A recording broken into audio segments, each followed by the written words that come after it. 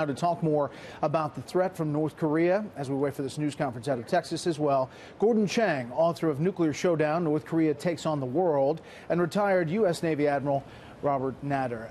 Admiral, let me start with you. We've been around this block many times talking about the possible military options. You just heard Jennifer's piece, but it is on the mind of leaders here in Asia, especially we're going to talk to Japanese Prime Minister Shinzo Abe. The thought that the U.S. may do something if North Korea doesn't pull back.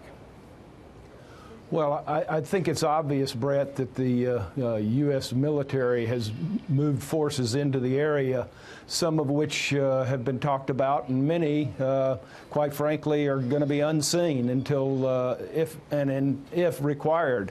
The reality is no one in the United States leadership that I've spoken with is anxious to go and have to conduct military operations here. But we would be remiss and we would not be responsible if we were not prepared to do so. Can you remember, though, Admiral, a time when that many aircraft carrier battleships were all together? 3. Oh, I certainly can. 3 is a pretty powerful number.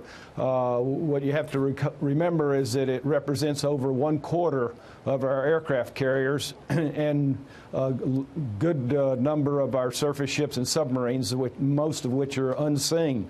But, for example, during the invasion of Iraq, we deployed 5 carrier battle groups. The benefit of those ships is that they can deploy anywhere, anytime. International law allows us to go anywhere in international waters, and we often do. Yeah, I met the battle groups as well. Gordon, if you're these leaders here, what are you expecting out of this trip as you meet with President Trump on the issue of North Korea? I think the most important thing will be the trip to Seoul, because right now you have a South Korean leadership that is very much pro-China, pro-North Korea. There was just an agreement on Tuesday between South Korea and China, and the South Koreans, although they are our alliance partners, didn't talk to us beforehand.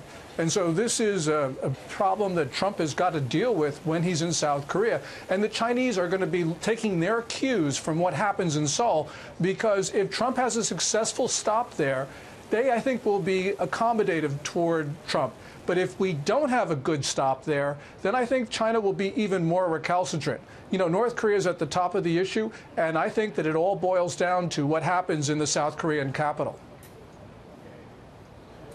You know, Gordon, there was an aggressive speech yesterday by the president here in Japan in which he referred to the Japanese as warriors, suggesting perhaps that they are going to change their constitution and allow a defense of this country. And you know, a lot of people in the U.S. talk about the nuclear weapon threat for places like South Korea and Japan affecting China. Yes, you know, and that's important because before President Trump left, he had that interview with Laura Ingraham on Thursday. And basically he said the same thing, warrior nation. Well, he also said that that was a warning to China. And this is a reversal of decades of American policy where we restrained the Japanese. Now what he's doing is he's saying to China, look, I'm going to use the same tactics that you use. You use North Korea as a proxy against us. I'm going to use Japan as a proxy against you. And I think people in Beijing must be pretty nervous right now because that is such a monumental change for us. And they've got to understand that President Trump is going to do everything possible to defend the American people. And Admiral, last word, what do you think the chances are that Kim Jong-un does something provocative while President Trump is on this trip?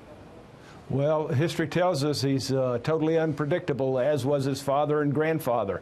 I wouldn't be surprised. I don't think it would be very smart.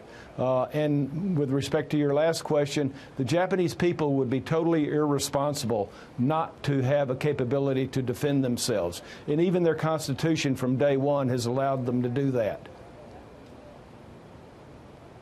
Yeah. Admiral Gordon Chang, thank you very much. I'm sure we'll be talking throughout this trip.